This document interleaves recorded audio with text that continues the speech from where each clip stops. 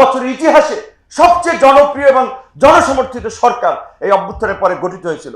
আমরা দেখেছি অত্যন্ত দুর্বলতার পরিচয় দিয়েছে, কার্যত ব্যর্থতার দ্বারপ্রান্তে তারা যাচ্ছে, সেই পরিচয় দিচ্ছে। সুতরাং আমরা অনেকখানি সংস্কার চাচ্ছি, অনেক কথা বলছি, কিন্তু এর বাস্তবায়ন শেষ পর্যন্ত যা বুঝতেছি নির্ভর করতেছে বিএনপির উপরে। আমি আপনাদেরকে দু একটি কথা বলতেও চাই, নাম ধরে বললে অনেকে বেয়াদবি মনে করবে, সেখানে নাম বলতে চাই না, কিন্তু আমি বলি আবার আমাদের দেশের প্রতিষ্ঠিত যেটা এস্টাবলিশমেন্ট আমরা যাদেরকে বলি, সিভিল সোসাইটির পাওয়ারফুল লোকজনদেরকে বলি। সুপার ফ্রেশ ফর্টিফাইড সয়াবিন তেল, শুরু হোক হেলদি লাইফের জার্নি। তারা নিজেদের সুবিধার কারণে কিন্তু অনেক ধরনের সিদ্ধান্ত নেওয়ার ক্ষেত্রে সরকার কিংবা সিদ্ধান্ত গ্রহণকারী কর্তৃপক্ষকে প্রভাবিত করে।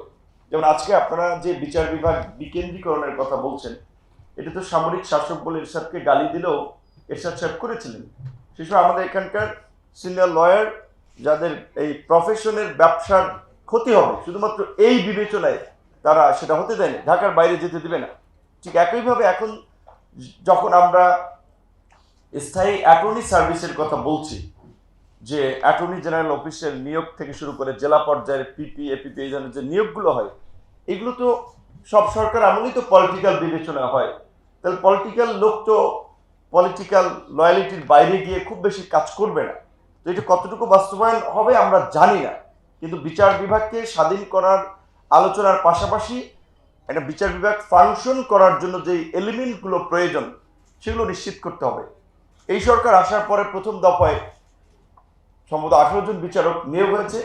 আমরা দেখেছি এখনকার ছাত্র নেতারা ভাইবা নিচ্ছেন বিচারকদের, ভালো, আপনার তরুণদেরকে এনকারেজ করেছেন, আমরা লার্নেড হচ্ছি ভালো, কিন্তু বিচারকদের ভাইবা নেওয়ার মতো বোধহয় ছাত্র নেতা এখনই তৈরি হয়নি।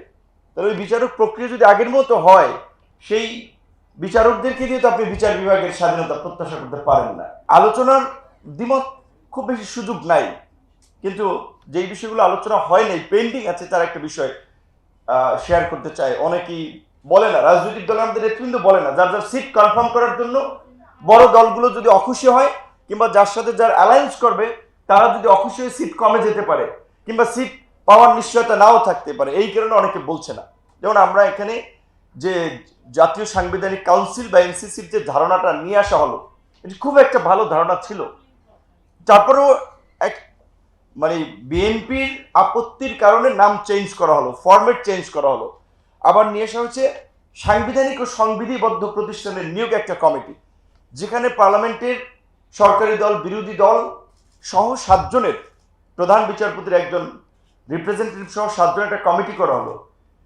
সেই সাংবিধানিক ও সংবিধিবদ্ধ প্রতিষ্ঠানের নিয়োগ কমিটি নিয়ে বিএনপি তো একমত হচ্ছে না, শুধুমাত্র ইলেকশন কমিশনে তারা একমত হবে, বাকিটায় সম্ভবত একমত হবে না। আমরা বলছিলাম অন্তত 3টা জায়গা, নির্বাচন কমিশন, দুর্নীতি দমন কমিশন, সরকারি কর্ম কমিশন, অন্তত 3টে কমিশন এই সাংবিধানিক ও সংবিধিবদ্ধ প্রতিষ্ঠানের মাধ্যমে নিয়োগ হোক। এখন ঐক্যমত্য কমিশন কতটুকু বাস্তবায়ন করতে পারবে জানি না, তারা বাস্তবায়ন করতে পারবে না, তারা সাজেস্ট করতে পারবে, তাদের সেই সক্ষমতা নেই, সরকারেরই সক্ষমতা নেই।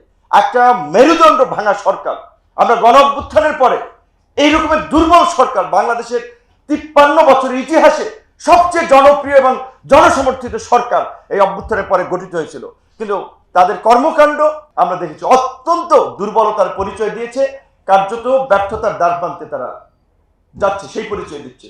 কেন এই ধরনের একটা সরকার যেখানে বাম ডান, দেখেন বিএনপির মতো একটা বড় দলের চেয়ারম্যান যখন তার কর্মীরা কিছু কথা বলছে, সে ডিপেন্ড করে বলছে এটা আমাদের সরকার, এই সরকার ব্যর্থ হলে জাতি ব্যর্থ হবে, সংকটে পড়বে। জামাতের মতো কিংবা ডানপন্থী দল, বামপন্থী দল সবাই বলেছে, অথচ সরকার মেরুদণ্ড সোজা করে সিদ্ধান্তগুলো নিতে পারলো না। আপনারা যে স্থানীয় সরকারকে শক্তিশালী করার জন্য সিভিল সোসাইটি কিংবা যারা স্থানীয় সরকার বিশেষজ্ঞ অনেকদিন ধরে কথা বলে আসছেন, আমরা চেয়েছিলাম যে বাংলাদেশের একটা ভালো স্থানীয় সরকার নির্বাচন এই সরকার অধীনে হোক, নির্বাচন সরকার করতে সাহস পায় নাই, শুধুমাত্র বিএনপি একমত না, এই কারণে আগেই সব কিছুকে একটা দলকে মুখাপেক্ষি করে সেন্টার করে কিংবা স্ট্যান্ডার্ড করে আপনারা আগাতে চাচ্ছেন। সুতরাং আমরা অনেকখানি সংস্কার চাচ্ছি, অনেক কথা বলছি, কিন্তু এর বাস্তবায়ন শেষ পর্যন্ত যা বুঝতেছি নির্ভর করতেছে বিএনপির উপরে।